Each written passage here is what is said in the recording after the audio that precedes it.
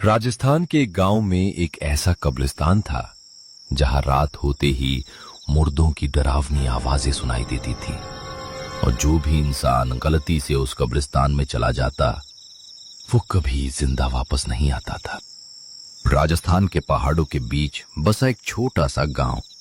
दिन में ये गांव बहुत शांत और सुंदर लगता था, लेकिन जैसे ही रात होती गांव के लोग घर के दरवाजे बंद कर लेते थे, क्योंकि गांव के बाहर एक बहुत पुराना कब्रिस्तान था, भूतिया कब्रिस्तान। लोग कहते थे रात 12 बजे उस कब्रिस्तान की कबारें अपने आप खुल जाती हैं।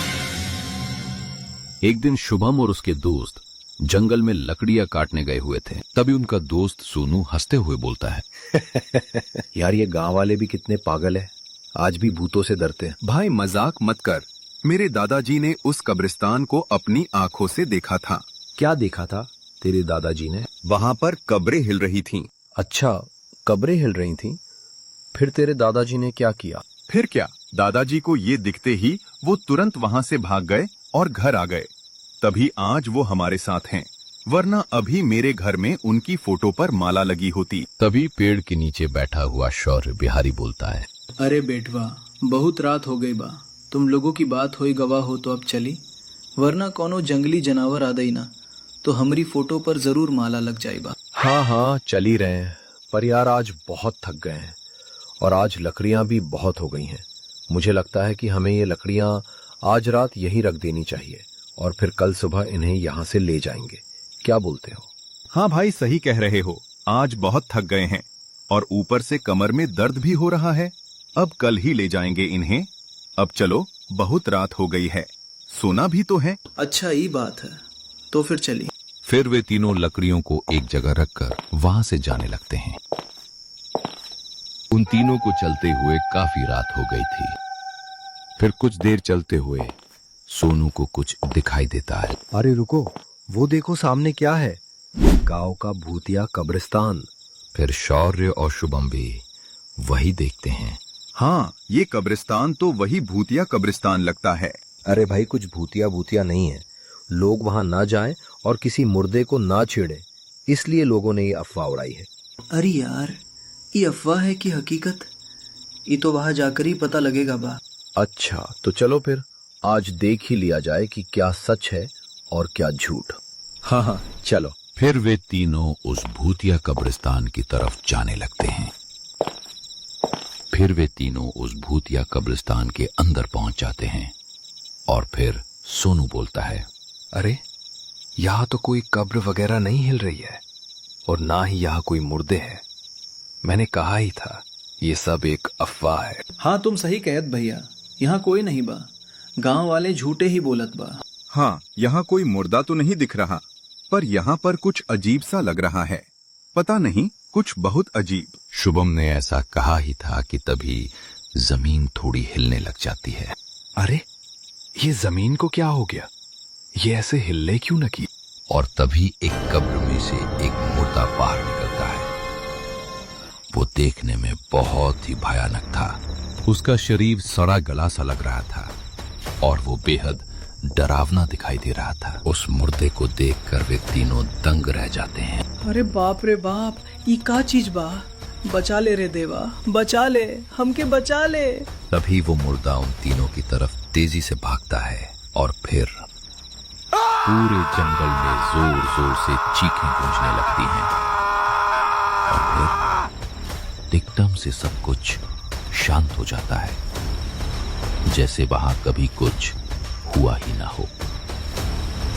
अगली सुबह जब गांव वालों को पता चला कि शुभम और उसके दोस्त रात भर घर नहीं लौटे, तो पूरे गांव में हड़कंप मच गया। कुछ गांव वाले उनकी तलाश में कब्रिस्तान की तरफ निकल पड़ते हैं और जब वे कब्रिस्तान पहुंचते हैं तब वे लोग दंग रह जाते हैं। उस कब्रिस्तान में 3 इंसानों के कंकाल पड़े थे।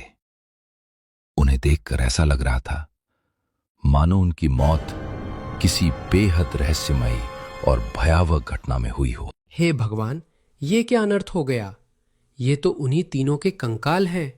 लगता है इन तीनों को उसी ने मारा है। लगता है वो फिर से जाग गया है। अब हमारे गांव का क्या होगा? अगर वो सचमुच फिर से जाग गया है तो इस गांव पर बहुत बड़ा संकट मंडराने वाला है। तभी उनके साथ आया हुआ बूढ़ा आदमी बोलता है, डरो मत, मैंने अपने जीवन में ऐसी घटना पहले भी देखी है। अगर वो सच में वापस आ गया है तो इसका मतलब है कि बहुत बड़ा अनर्थ होने वाला है। तभी वे तीनों कंकाल अपनी जगह से उठकर अलग अलग कब्रों में चले जाते हैं। अब तो मुझे पूरा यकीन हो गया है कि वो वापस लौट आया है। अब जब तक इसका कोई समाधान नहीं मिल जाता, कोई भी गांव वाला इस कब्रिस्तान के पास नहीं आएगा। अब चलो यहां से। फिर वे तीनों वहां से चले जाते हैं। उस दिन के बाद से गांव वाले कब्रिस्तान के पास तो क्या, उसके आस-पास की जगहों पर भी नहीं जाते थे। फिर एक रात दो दोस्त हिमांशु और दिव्यांश, जो गांव में नए आए थे, एक जगह बैठकर शराब के पैक बना रहे थे। पीले पीले ओ मार राजा, पीले पीले ओ मार जानी। अरे क्या बात है दिव्यांश भाई, आज तो पूरे मूड में लग रहे हो। अरे दिव्यांश भाई तो हमेशा मूड में ही रहते हैं, और ऊपर से ये शराब, क्या ये कभी उनका मूड खराब होने दे सकती है क्या भाई? ये तो सिर्फ एक शराब ही है जो हमें कभी दुखी नहीं होने देती, वरना पानी में वो दम कहा। मुझे अगर एक विकल्प मिले कि पूरी जिंदगी पानी पी सकता हूँ या दूसरी तरफ शराब पी सकता हूँ, तो मैं तो शराब ही चुनूंगा। हाँ भाई, मैं भी शराब ही चुनता। अच्छा तो भाई अभी काफी देर हो गई है, अब घर चलते हैं, वरना घर पर डांट पड़ेगी। हाँ भाई, सही कह रहे हो, चलो चलते हैं। फिर वे दोनों शराब की बोतल वहीं छोड़कर वहां से जाने लगते हैं। फिर वे लोग शराब के नशे में चलते चलते भूतिया कब्रिस्तान के पास से गुजर रहे थे। तभी वहां से एक अजीब सी आवाज आने लगती है। अरे हिमांशु, ये कैसी अजीब सी आवाज आ रही है? क्या तुम्हें भी सुनाई दी क्या? अरे कौन सी आवाज भाई, लगता है तुम्हें चढ़ गई है। अब जल्दी जल्दी घर की ओर निकल लो, वरना यहीं कहीं गिर जाओगे।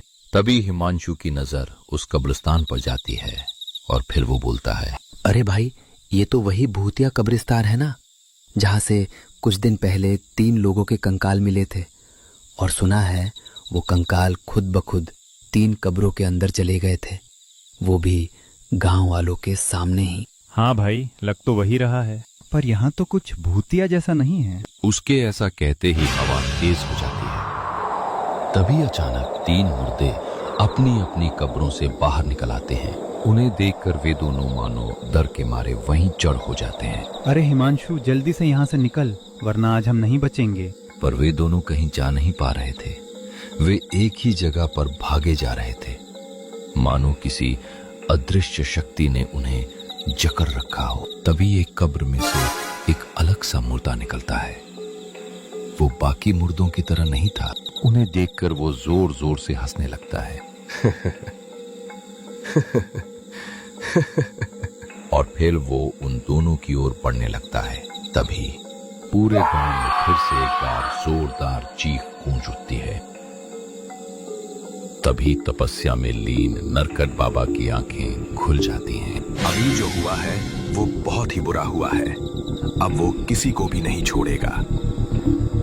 कौन है वो और क्या है इस भूतिया कब्रिस्तान की कहानी, ये जानने के लिए भाग 2 का इंतजार करें।